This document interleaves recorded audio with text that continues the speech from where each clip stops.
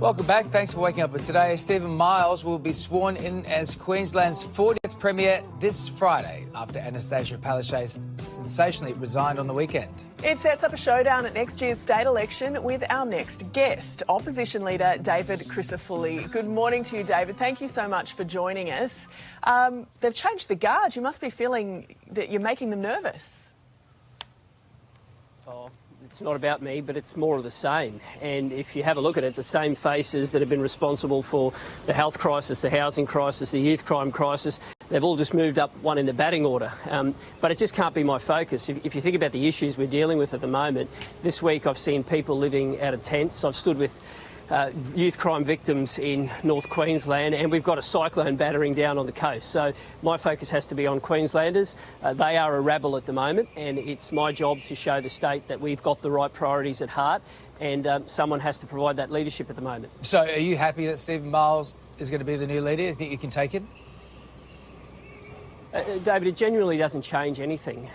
It really is the same people, but I want the focus to be on Queenslanders, and I want Queenslanders to know that we are united and focused and determined to serve them. And there is a state election in a little less than a year. It should have been Queenslanders who got to determine who the Premier was, not the undermining that we saw and some factional union power lords, but that's done. Our focus has to be on the issues facing Queenslanders. And if you have a look at it, our challenges are really pronounced here in this state. Our ambulance ramping's at 43%. That is the worst in the country, and there was a major report out yesterday that showed the deterioration in surgery wait times and the health system. Youth crime is absolutely going berserk at the moment. I was in Townsville yesterday, where it's been the worst couple of weeks that city's seen. And in terms of the housing pressures, well, in the last 12 months, we've had the biggest rise in rents in Queensland anywhere because there has not been supply gone to market. So that has to be my focus, and that's the focus of my team. We do want to get to that youth crime issue shortly, but that argument you're making about the government being full of the same people, they're almost using that against you too, because you were a minister in Campbell Newman's government. What have you learned from that time that you'll do differently if you're elected next year? Well, firstly, we're united with focus. We've listened, and we are a reformed political entity. But I'll make this point.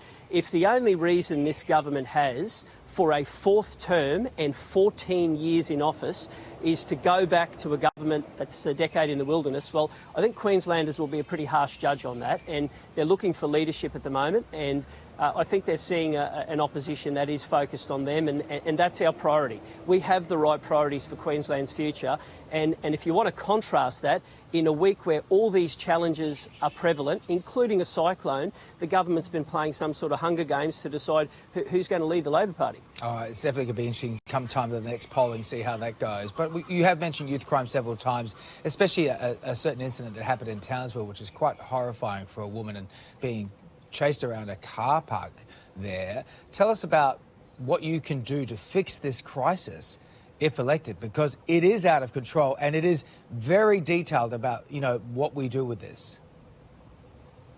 It is, David. Melissa's story yesterday was as powerful as I have seen. A brave young mum telling the story, having picked up Christmas presents for her kids, repeatedly rammed by a group of thugs trying to get her car, repeatedly rammed. They went to her window with a shifter and whacking the glass, trying to reach in and grab her. They followed her through the streets of Townsville, ramming her as she goes. Fortuitously, she pulls up and there's CCTV camera vision, which is just the most incredibly powerful thing to see. Brave people came out to her aid. You ask what we can do? Well, on day one, we're going to rewrite the Youth Justice Act, and we are going to embed consequences for actions. We're going to put the rights of the victim ahead of the rights of the offender. There is a provision that says detention must be a last resort.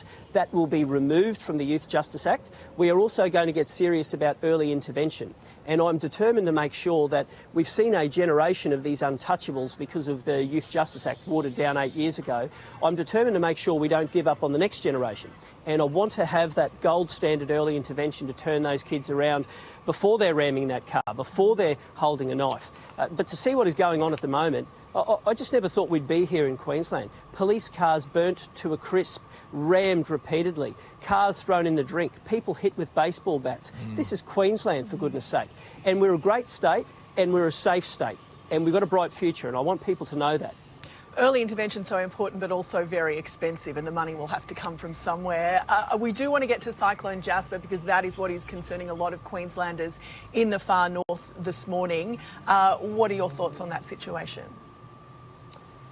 Well, look, far north Queenslanders do this as well as anyone in the country, and I know that they will be ready for this. They would have prepared. They'll have bottled water. They'll have tin food. My advice to people up there is listen. Listen to the warnings and take heed. People have made their decisions whether or not to evacuate, and they're very good at this.